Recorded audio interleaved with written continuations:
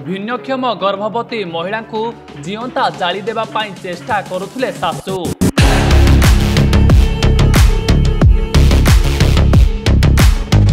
हाँ आज्ञा, एही भिन्नक्षम गर्भवती महिला को जीवंता जाली देबा पाई सासू उद्यम करथिले बोली से अभियोग करिसंती। हेले मरु मरु अल्प के बर्ती जाइछंती। घरे जहा टंका पैसा साड़ी सामग्री थिला सबु एबे पाउंस हो जाइछि।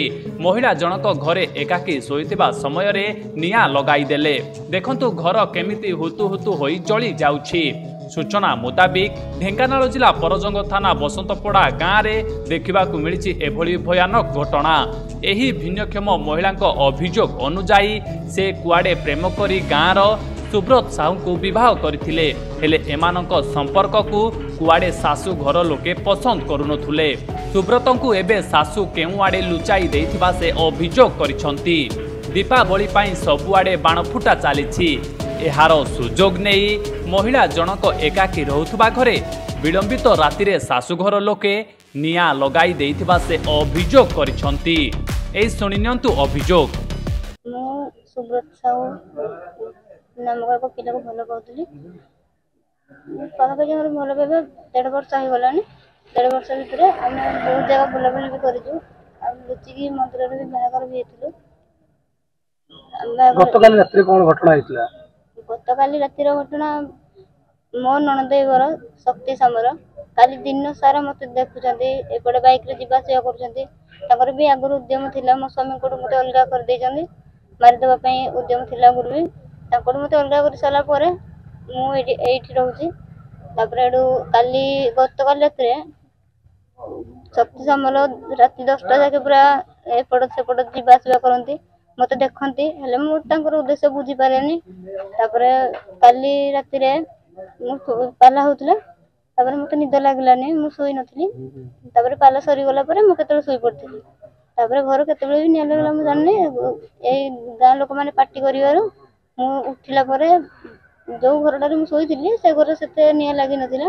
हठात कि निया पूरा ऊपर उठी गला। एतरे मु उठी के आसला परे भितरे मु सोईथिली कबाट लॉक करके कबाटा खोलिली। तापरे एडू गुटे निया गुलोटे मो लुगा कांडे लागि गला। तापरे एडू मासिली। तापरे नित्या भाई जणे मो लुगा खोलिकी मंथी मते देलारु निया लिबी गला। और विशेष किछि क्षति भी हैनी। बस जळा पड़ा बहुत जोर से होती जेते निया धास बाजी जायछि। मो सासु घर मते मारि देबा पछे शक्ति सामलर एकमात्र उद्देश्य मते मो स्वामी को पाखरे रखे देबिनी। से गुरु कहथिले तू रहनी तू चली जा। मु कहली मु मो स्वामी को छड़ी पड़े भी जीविनी। तांकोड मते अलगा कर देले। आ मते मारि देबा पई 2-3 थर उद्यम परे एथर से सक्सेस हेदिले। हेले भी मो जीवन गलानी। नित्य भाई जणे मते रखे गले। मारि देबा काहे उद्यम करथिले? से चाहु नथले जे मु ए घर होवे न रुए। खाली मो स्वामी एके चाहुले से डर कि नासला परे मते तांकोड अलगा कर देले। कोन चाहुचनी? मु वर्तमान चाहु जे मो स्वामी जोडे भी अछथि तांको मते आनि दियंतु। बस मो सासु घर जो जमिति मते अलगा तांकोड करजंती मु तांकोड अलगा बा पई चाहुनी। मु तांको चाहुची से जोडे भी अछथि तांको मते आनि दियंतु। ए विषय काउ जणाई दे? ए विषय समस्त जानि देती। थाना रे अभियोग करथिले? हां मु थाना रे अभियोग करथिली। जो दिन ए घटना हला ता पूर्व दिन मु थाना रे अभियोग करथिली। थाना वाला 2-3 थर आस्थिले। ता पूरे आ थाना वाला आसी नथिले।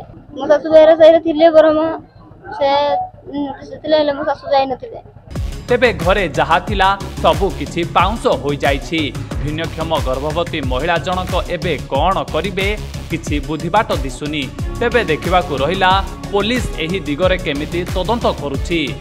ग्राम सभापति बसंतपड़ार आज राति प्राय 4:15-20 भितर मु खबर पाइली कि गाँव गोटे गिनिस घर निया लग जाऊँ। आम दौड़ी आसला गाँव ग्रामवासी किसी लिभालुई करते एवं से किसी आम शुणा पाइलु घर गोटे लेडीज था ना लक्ष्मीप्रिया बेहेरा। तो से घर भितर ताको निया कबलू आमर नित्य भाई जन घर पाख लोक दौड़ी जाए उद्धार कर लुगापटा निया लग जाए से निआर आघात होती। तो आम आसला दमकल गाड़ी फोन कली आमर 112 को फोन कली साहाଯ୍ୟ ପାଇଁ दमकल आसी लिभेला।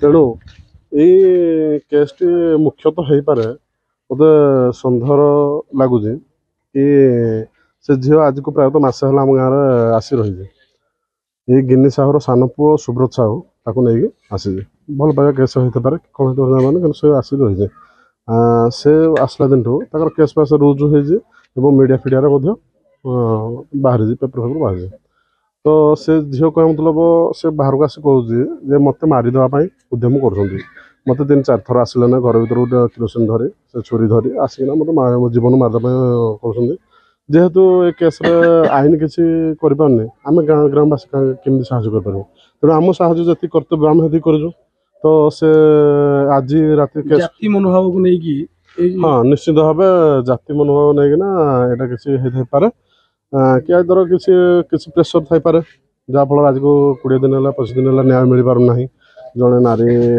जन पर घर को आसी 20-25 दिन है बाहर बसी न्याय मिलूनी सभापति हिसाब से आप कौन चाहते मु गाँ सभापति हिसाब से चाहूँजे गाँ को केमती सभापति हिसाब से चाहूँजे से झील को उचित न्याय मिलू आईन अनुजाई जेकोसी समाधान हो पार आईन तक समाधान करूँ कारण ए गाँ किसी निष्पत्ति नहीं पार ना गाँ साहय कर आईन की साहय कर गाँ किसी निष्पत्ति नहीं पार ना तेणु सी मत आज कहले कि मत मारदा उद्यम चेष्टा करुले राति 4 निआं लगे मो घर लगे आम भी आखि आगे देखलु कि से झीर लुगापटा निआं लगे जाए साहय करूँ लिभेलु तेणु आम भी सन्देह रोजु आज्ञा होता पारे मारदा किसी प्रेसर पड़े पारे कि आम भावुँ तेणु आम चाहूँ न्याय चाहूँ आज्ञा से झील को उचित न्याय मिलू गाँव को उचित न्याय मिल पार गाँव जाति प्रथा कि कौन प्रकार किसी असुविधा न हो पारे गाँ कि सुरक्षित हो पार से चेष्टा कला धन्यवाद।